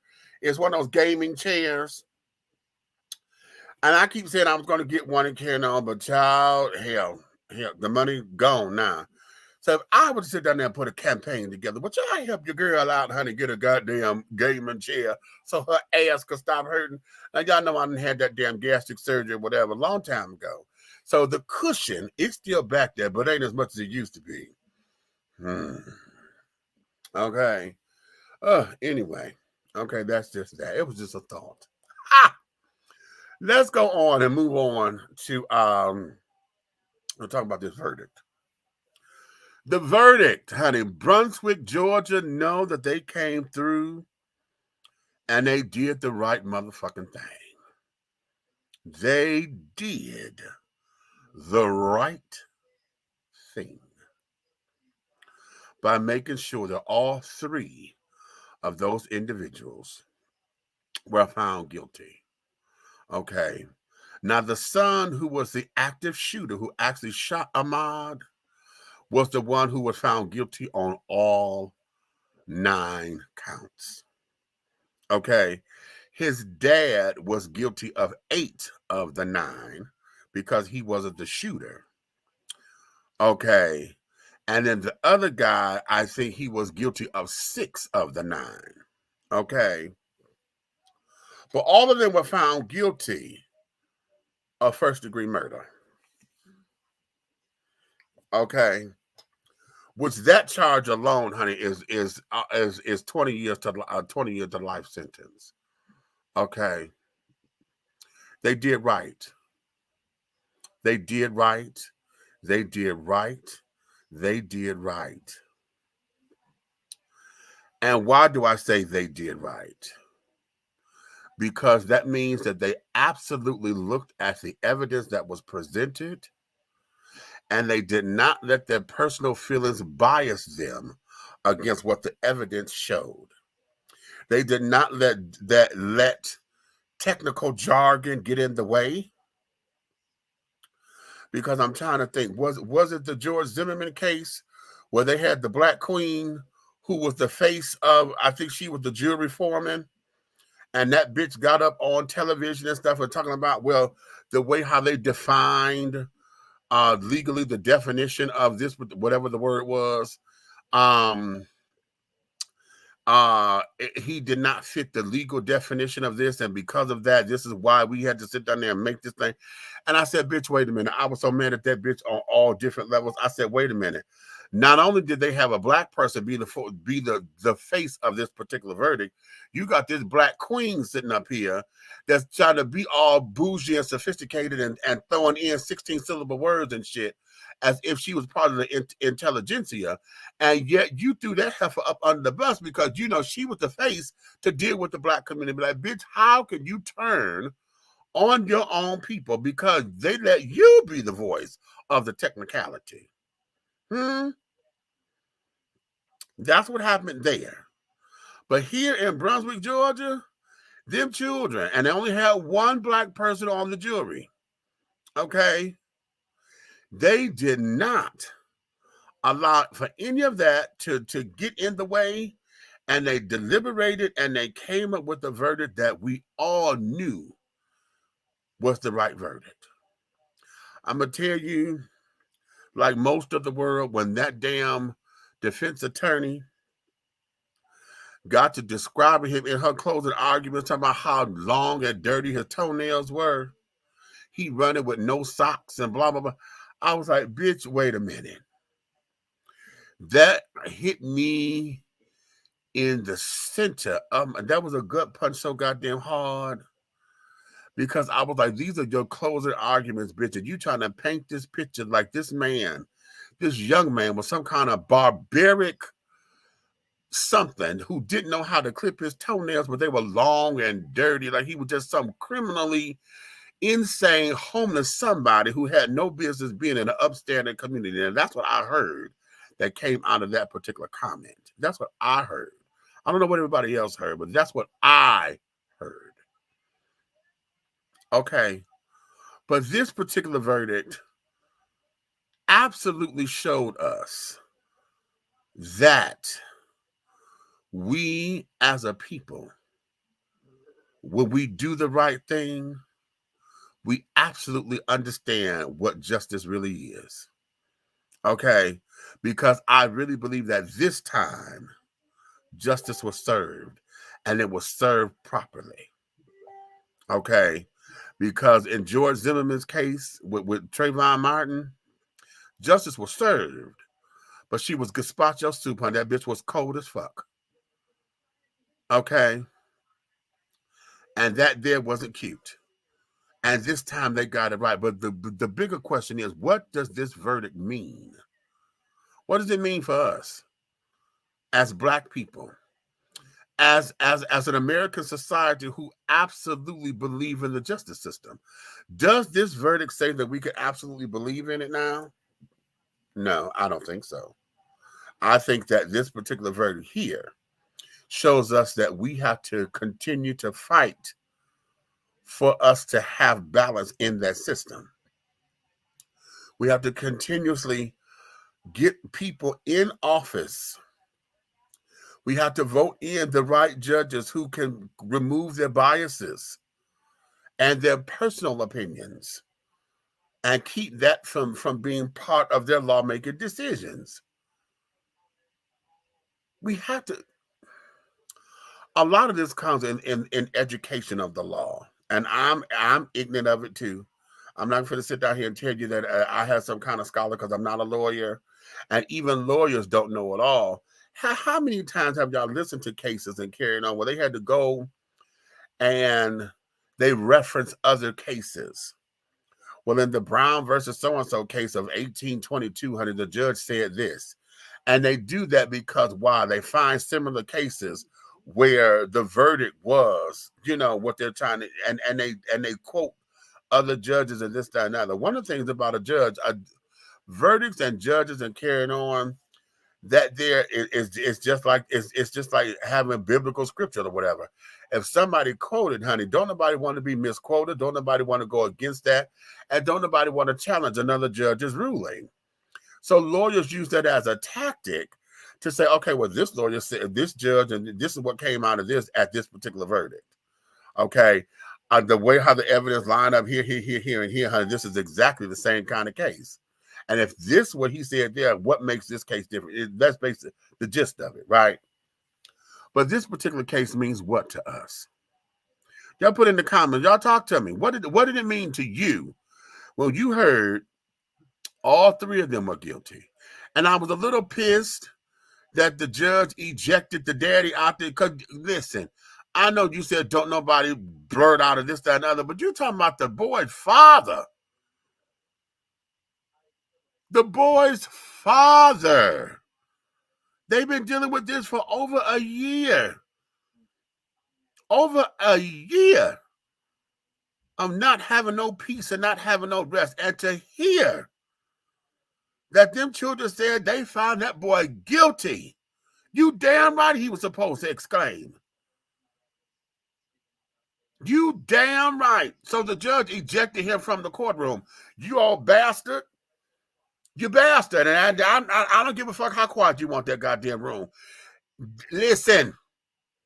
How dare you? Because of the case or whatever. Because here's the, catch this. Catch this. I believe that he was expecting him to come back with a not guilty verdict. Now, if you want to go, that's just my heart of hearts.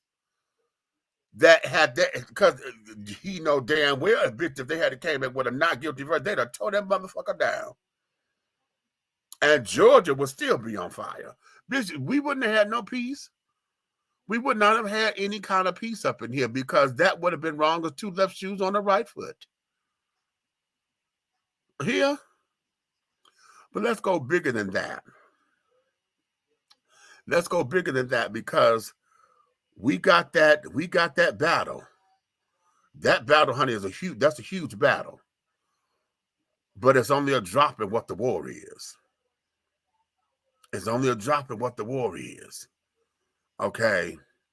So now the question becomes exactly what is the war? Because a lot of us, we done dissected, we still trying to fight for reparations, we trying to fight for this, we trying to fight for that. And I'm not saying that that's not important. What I'm saying is that we've got to now prioritize and get out here on the battlefield to understand what is it that we need to fight for. Okay. Being in that justice system, because we have so many of us get caught up in it over senseless shit. We have so many of us being killed over senseless shit by the hands of lawmakers and law providers and law supposedly protectors of the law. We have so many of us who are being lost at the wayside to where the war, honey, is ongoing. So we got to get to a point where we don't have other Ahmads and other Trayvons and others and other. Y'all know that list of names, honey, it goes. We got to get to that point. So what does this mean from here? How many of y'all have thought about going into law to become better lawyers or court reporters and, legal assistants and things of that nature? How many of y'all actually thought about using this particular platform to get your voice out, to fight? How many of y'all are real good researchers that know how to go find cases and this, that, and other, who could cross-reference this, that, and other to help a brother out when you see that they're being railroaded? How many of us are willing to go and register so that you can become a part of the jury selection? How many of us are willing to do that? Because see, that there is part of the fight too.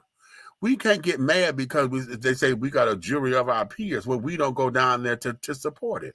Now, for those of y'all like me, I can't because I have sleep apnea. And child, when they get to talking all that nonsense, a bitch will fall asleep on the stand, okay, and in the box. And that there, I wouldn't be good, okay? So for that, I can be excused. But that doesn't excuse me from the system, from the process. There's other ways that we could possibly, and now the question is how? What are those other ways? And that's what I have to do. Examine how I can be part of the system outside of having a platform like this to where we could talk about the case and this, that, and the other. You know what I'm saying? There has to be other ways where we can be a part of it. How many of y'all have ever gone down to courthouses and just sat in and listened to cases to see how the law works? Okay, I know many of us probably won't do that because where the sentiment was probably, well, hell, they ain't got nothing to do with me, child. If I ain't got to be down there, you don't need me going, But how many of us, that's open to the public to go to those particular cases? That's open to the public. Okay, so you can understand the law, how it works. You know, how do you do this? How do you get through this? How, you know, to listen and how the lawyers fight. You know, and carry it on. What is that? You know, what is the role of a public defender? How many of y'all have absolutely looked at that? The role of a public defender, honey, who's coming up in here to get cases simply because they are a lawyer. And how many of us feel as though public defenders do not do all that they can and could to defend someone because the resources are not there? Huh? Have we ever looked into who pays the public defender and this, that, and the other? Those kinds of things. See, you hear where I'm going with all of this? See, we could sit down here and bloom this onion forever and a day, but there's other ways that we could get involved so that this system, honey, could start being justice and not just us, not just ICE. Okay. Yeah, I was writing that word today, and when I saw just ICE, I was like, ooh, that's some cold shit. Okay. When you think about it, it's just cold and callous and mean, and it has no respect for a person when it just cuts to the bone. You know what I'm saying? So there are ways that we can sit down here and get into this system to where we as a people can become more victorious in all of this. We have to now, we got to charge this one, people. This one here, when we say justice was served, this here was absolutely, unequivocally, this was justice served, and we had 11 white people look at those 3 white men and say, "No, you's a lie. You did that shit." And I'm putting it down to those particular schematics because for so long we have had, you know, juries that were comprised of all white people that did not listen. They saw color. And they have arrested folks, and then they listen to evidence get brought. I have a friend in jail. Y'all have heard me talk about him in previous shows, who's in jail, been in jail since 1975 for a murder he didn't commit. You hear me? For a murder. Was it 75 or 77? My sisters were born in 77. No, it was 79. I'm sorry, 79, 80. He's been up here in jail on a murder that he had nothing to do with. But I'm gonna tell you what keep railroading him: the fact that when it would happen, it was an election year. Okay, they were looking for shit and they needed somebody to take the fall. The people that actually did it, they'd have been in and out of jail twice. In fact, I was told the last time we got an update that one of the guys is dead now. And Fred is still there. Fred Thompson Bay. Fred is still there. His entire adult life has been behind bars. My sisters are 44. He's been up in there for 42 years. He don't know nothing else. When he went in, his daughter April was about 5 years old, I think. Okay, maybe a little younger. All this pretty red hair that girl had. She don't know her daddy. She got kids and carrying on, and he's a grandfather, probably a great-grandfather by now, and don't know it, or have never seen his kids. You know what I'm saying? His entire life had been snuffed out because the politicians wanted to use him as their scapegoat and the fall guy so they could stay in office. Is that what we want for our people? Or better yet, those of y'all who abide by the laws of the street, that street code shit, and you need somebody to take this one for the team because you don't want to upset business. Really? No protections inside or whatever. Y'all ain't got nobody on the inside just yet to protect this child. You know what I'm saying? Why have we allowed this to become normalized? See, those are the kind of fights that we need to have. Because we got to do the internal cleaning of saying, okay, why do we allow this to be a part of us as a culture? Then we got the external cleaning to say, listen, we're not all this. Stop treating us as if we don't have a voice. Okay. How many of y'all remember the episode of Happy Days where Fonzie was on the jury and there was a black guy who was a motorcyclist, and they were trying to say that he had what, he broke into the store, robbed, whatever the thing was. He was the criminal, and he was on trial. And everybody was sitting up there trying to make that boy guilty simply because he was black. And the only thing that saved him was the fact that Fonzie knew about the bike that the guy was riding. He said, how could he sit up there and say that he was holding it in the left hand and he was riding the bike? Because the gear to move the bike is a left-handed gear. So he couldn't have held that in his left hand and ride the bike at the same time. So that means he couldn't have done it. And that's how the guy got off, right? And I'm using it as a reference because in this particular day and age, when we're looking at court cases and this, that, and the other, it's simple stuff like that that a lot of folks don't want to listen to. It's simple stuff, okay, where we get loopholes and things and folks get railroaded. You hear about circumstantial evidence all the time. Circumstantially, okay, it looks like this. Okay, it looks like this. However, we got to go over here and find and get the truth of the matter. So we have to fund this kind of stuff. We got to get down there and get folks in there who are willing to do the research and carry it on, you know? And it's a dangerous job because there are some folks who hide the shit that want somebody else to take the fall so that they don't have to. Ain't that dirty? That's dirty as fuck. You do a crime, but yet you want to pin it on somebody else so that they can go to jail for you. And then you have the audacity to look folks in the face and be like, oh, it's just business. Okay. Yeah. My God, today. Okay. So while we're looking into this verdict, you know, we have our moment of celebration and carrying on, but let's not let this verdict suggest that everything is now okay, because it's not. Because some of y'all would sit up there and say, okay, it was too many of us down there. They didn't want to see Georgia burn up or tear up or carry on because they knew that we would be ready. They knew that folks was ready.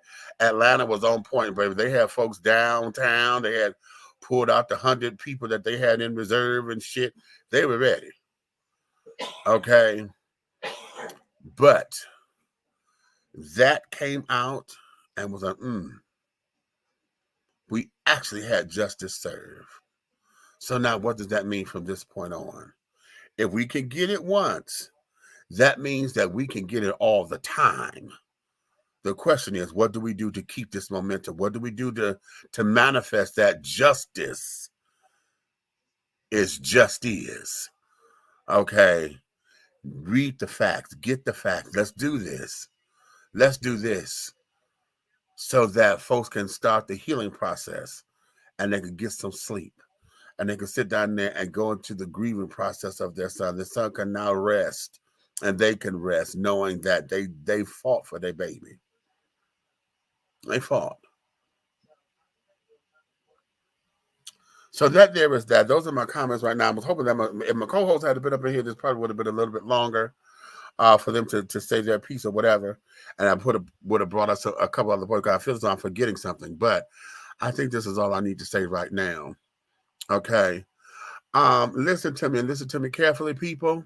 We are post Thanksgiving. Y'all know I called it. Did y'all see my Big Meats moment yesterday? Because we didn't come on last night because I had to work at the donut factory. So I did a Big Meats moment. But we are post Thanksgiving now. We are in the season that I like to call my buy your way into heaven. Okay. What are you going to do this time, honey? What are you going to do differently during this season, honey, that you've never done before? It's going to make a difference. Because it's one thing to give out turkeys and things and all of that. But what are you going to do that's going to make something different? It's going to have an impact. How many of y'all got jobs open and waiting where y'all can go get some of these homeless folks and could put them to work so that they can start making money so that they get off these damn streets? Huh? How many of you bankers out there are able to take the money and show them how to open up an account and give them a card or whatever so that they can start to have some sense of self-worth and self-identity, okay, so that they can feel as though they're a part of the world? Just something to consider. Just a little something to consider. Here's something else that I think would be an ideal, but I don't know how it would happen. The USO, at one point, they were running a campaign to where they wanted you to donate all of your old telephones, you know, and they were reformatting the phones and they were giving them to our service people so that they could call home, right? Who are all overseas and this, that, and the other. And I had a whole box full of phones and carrying on that, you know, from the donut factory and shit. One of the hotels I worked for, folks had left phones behind and this, that, and the other. They never collected. And they were pretty old phones or whatever, but they said, you know, they didn't care what condition the phones were in. They want to take them, they were going to resalvage them. But by the time I went to go do it, they said the campaign was over, which I thought was dumb. I was like, bitch, what you mean the campaign is over? You know, but they wouldn't take the phones. So what would happen if somebody did a campaign like that for the homeless folks? Take all the old phones so that they can have means of communication to get in touch with their doctors, to get in touch with their case managers, to get in touch with their workers that carrying on, so they could check in to see if their food stamps is on. You know, a lot of folks, they got to sit down there and they got to re-up, you know, got to keep appointments and things of that nature. If they can have access to a telephone, you know, that might do them some good somewhere. They could say, we could sit down there and put shit in the calendars and stuff for them. Your appointment is here. Your appointment is here. You know what I'm saying? They can have some means of communication. Some of those out there, families don't know where they are. They have no means of communication, let alone an email address and care. No, come on. You know what I'm saying? So that's just an idea I'm going to throw out there, you know, just so that we could do something a little bit different. Because I'm tired. I'm so tired of the superficial. Always that time of the year, honey. You know, we just got to go out here and we got to give back. Really. Anywho, let's think about that. Okay, this coming Sunday, honey, as I said what I said Sundays, honey, that way, this is where we're going to take whatever you want to talk about, sugar, and we'll let you, I'm going to give you 5 minutes, and I got to stick to my time. As a matter of fact, what I'm going to start timing y'all asses. Lately, I'm stuttering. Lately, what I've been doing, I let you in here, and then we just talk. But now I'm going to put my timer on, and after 5 minutes, I'm going to pull you out. So I can let folks, other people come up in here and carry it on, so it doesn't seem as though, you know, I'm letting you guys monopolize the show or whatever the case may be. I got to reel you guys in sometime because, hell, a lot of y'all, honey, come up on here and just get glad to talking to y'all to where y'all got somebody to talk to, honey, and then just run. But and I'm one of them because I know what it is to talk, Chad, okay? But in any event, honey, let me thank you guys for coming up in here with me and for taking your time out of this Saturday evening. For those of y'all who are trying to go out, y'all know 12 o'clock is the witching hour, honey. So I'm going to let y'all get on up out of here. So y'all go to the club if you're trying to get to the club and carrying on. If you're trying to still do a Black Friday at the club or whatever that, whatever that's supposed to mean, honey. I thank you for your love and for your kindness and for your support. My Cash App is right there, honey. If you guys want to donate financially to keep us up and running, please do so, honey. The Cash App is there. We would greatly appreciate. No donation is too small, honey, because it all adds up. And we got some things coming down for 2022 that we have to push over to 2022 that we did get a chance to do this year because life got in the way, and you know we had to put some things on the back burner because of this. You know, Nikki lost her mom.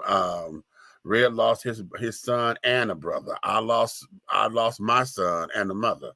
You know, so you know we're sitting up here going through all this, that, and the other, trying to rework our lives, and so there were some things that we were going to do this year that we had to push back, and we're going to do in 2022. That was supposed to be our other topic, honey, because my motto is making it do what I tell it to do in 2022. Making it do what I tell it to do in 2022. That's my motto. And that's what's gonna be. Yeah. How many? No, let me go here because I'm on it and I can't let it go. How many of y'all are preparing your mission statements for 2022? Yeah. What's your mission statement for 2022? Just like a business, you know. I have saying this. Ruby, she's not up in here today. My girl Sadina, she and I had started this when we were working together at the West End, and we were talking about what the mission statement would be for the new year. And that basically, because it's not a New Year's resolution or whatever, but it's more so a business plan. What is it that you plan to do that you wish to accomplish within the next 365 days? We got a whole year coming up in here. What is the mission? What is the purpose? What's the goal of 2022? Oftentimes, see, when you have resolutions and carrying on, I'm going to lose weight, I'm going to go fitness, that shit is unrealistic. At times, it sounds good, but shit, after the first 2 weeks, you got tired, burn out, don't know what to do. Paid all this money for a damn gym membership that you don't go. You got lazy. Okay, don't nobody want to go with you. You can't be cute. Okay, and this, that, and the other, so you give it up. But what is your mission statement? What is the purpose for 2022? What is its purpose? What is it that you wish to see manifest in your life that's going to help you to grow? Just like every business will tell you, the business has the mission statement, right? The business has what the overall objective is. So that's what this is. What is your overall objective for your 2022? What is your overall objective? What is the and did you do that for 2020? For those of y'all who did it for 21, did you meet the goals? Did you meet it? What is it that you got to push over onto the to-do list for 2022? Because okay, do you feel like you failed? Was 2021 a complete failure in your eyes? And if so, how are you taking that energy to refuel it so that it doesn't keep you in the trenches? How do you take that energy and learn how to let it become the fuel that you need for the next year? Those are some of the things that we need to talk about in depth. And I need other folks up in here so that we can bounce off ideas. I don't want to be solo on this one. So I'm going to table that particular discussion. And hopefully what I'm going to do, I'm trying to find a life coach to come on so that we can start putting some of these things into perspective and getting us ready for a brand new year. But I want us to do this a little bit differently. I have seen folks, and every time it comes from New Year, we say it every year, oh, this is my year, this is my year. No, I'm tired of, let's come out to superficial. Let's sit down here and get some tangibles to say, okay, you know what? This is what worked this year. I didn't do this for this particular year. The next year, what do I need to do to stay on track? What is it? What is it that I wish to accomplish? Because how many of y'all have started the year off with good intentions, but then you find yourself sliding back into old habits? And then it's the old habits that kept you from moving forward, right? So now how do we break that particular cycle? What is it? How many of y'all say, I'm not going to loan no money? And you're good on that for maybe like the first 2 months, January, February, I'm not loaning no money this year, blah, blah, blah. But then you got that one sob story that come up in there, and that opened up the floodgate. And then next thing you know, everybody, child, okay, ask me how the fuck I know, okay? And bitches don't want to call back and don't want to sit down here and answer text messages and say, yeah, I'm going to put y'all motherfucking ass on blast tonight. I ain't going to call you by name tonight, but I will soon. Just the fuck I will. Because, bitch, I got like damn near $2,000 out in the streets of bitches who say they're going to pay me back. Okay. Okay, I'm going to let that be. Because I felt the tangent. And that there was that. So on that note, darling, honey, listen. You may finish all of your crumpets, my darling, because the tea has been dished and you've been dishing tea, darlings. With Big Meech, okay? If you love me, tell all of your friends and your family members. If you hate me, you can tell all of your motherfucking enemies. But do know this, everything that we're doing over here at District T Entertainment, at Artists First Entertainment, at Atlanta Hot Radio, and all of our subsidiaries, honey, in our syndicate, I love that word, in our syndicate of businesses, everything that we're doing will move forward. On that note, my darling, we'll see you on the next time. And we hope that you will come on up in here and join us and partake. Okay, like, share, subscribe. You know, on all of our different platforms and carrying on. Wherever you're watching this is, we loved you. And we will appreciate it if you can spread the word for us, because word of mouth is our best advertisement. All right. So on that note, my darlings, we'll let you go. And I'll say, woohoo!